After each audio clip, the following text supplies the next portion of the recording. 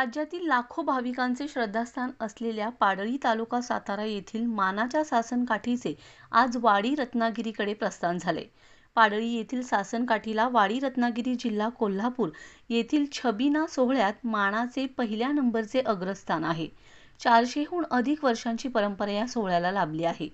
त्याच दृष्टीने दरवर्षी ही सासनकाठी भाविकांसमवेत वाडी रत्नागिरीला पोहोचते। हा संपूर्ण प्रवास पायी होतो।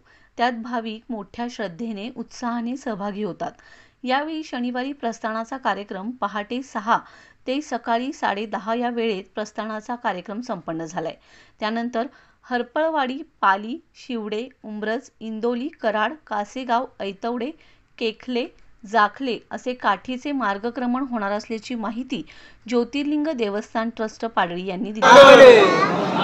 आजपासून पाडळी ज्योतिर्लिंग यात्रेसाठी जाणाऱ्या भक्तांची पाडळी गावावरून रवानी होत आहे। त्याच्यासाठी आताच अर्ध्या तासापूर्वी पानपीठ भक्त रवाना झालेले आहेत आणि थोड्याच वेळात पूजनानंतर बैलगाड्या इथून मार्ग निघतील, त्यांचंही प्रस्थान होईल आणि उद्या सकाळी 5:45 वाजता ज्योतिर्लिंग मंदिर तीर्थक्षेत्र पाडळी या ठिकाणाहून शासनकाठी क्रमांक 1 वाडी रत्नागिरीसाठी गावातून प्रस्थान होईल।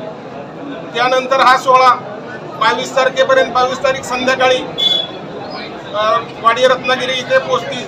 तिथे प्रशासकीय अधिकाऱ्यांच्या मार्फत पाउक्ता येथे काठीचे पूजन होईल। त्याच्यानंतर 23 तारखेला वाडी रत्नागिरी येथे मोठ्या छबिनात कोल्हापूर प्रशासकीय अधिकाऱ्यांच्या मार्फत पूजन होऊन मानाचा विडा देऊन छबिन्याला सुरुवात होते। 24 तारखेला गावचा छोटा छबिना, धाकटा छबिना म्हटला जातो, तो होतो। तिथे वाडी रत्नागिरी येथील सर्व पुजारी काठीसाठी नैवेद्य आणि दर्शन घेतात। रात्री आरतीनंतर 2 वाजल्यानंतर परतीचा प्रवास सुरू होतो। परतीच्या प्रवासानंतर काठी 27 तारखेला पाडळी इथे येते आणि पाडळी इथे छबिना सुरू होतो। 27 तारखेला पूर्ण रात्रभर चौकामध्ये छबिना चालू असतो। तिथे पंचक्रोशीतील लाखो भक्त दर्शनासाठी येत असतात आणि त्यानंतर पहाटे 5ला काठी वाहनातून मुख्य मंदिर ज्योतिर्लिंगाच्या देवळापर्यंत जाऊन पोहोचते।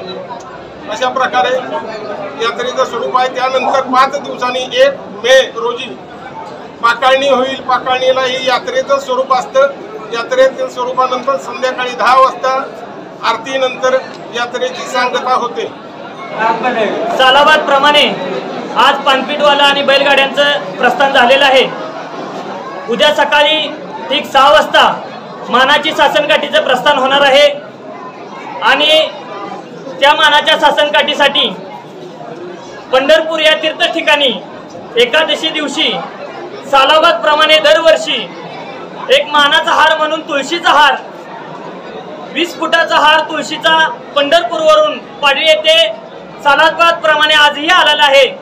संग्राम ढाणे यांनी हा हार सालाबाद प्रमाणे परंपरेनुसार आज पाडळीमध्ये आणलेला आहे। त्या